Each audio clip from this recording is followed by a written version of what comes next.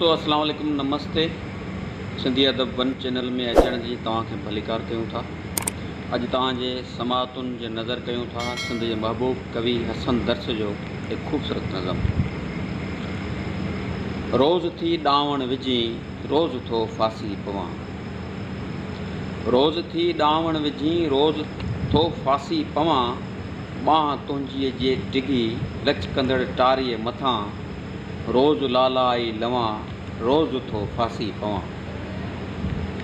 रोज़ तुंहिंजो रूप नओं आहे रोज़ मूंखे था लॻनि। रोज़ तुंहिंजो रूप नओं आहे रोज़ मूंखे था लॻनि। नींहं तुंहिंजा ॼण नवां रोज़ थो फासी पवां। समुंड थो मूंखे सॾे समुंड थो मूंखे सॾे मां हलियो वेंदुसि हितां। रोज़ थो सोचे चवां रोज़ थो फासी पवां। रोज़ थी ॾावण विझी रोज़ थो फासी पवां। महिरबानी।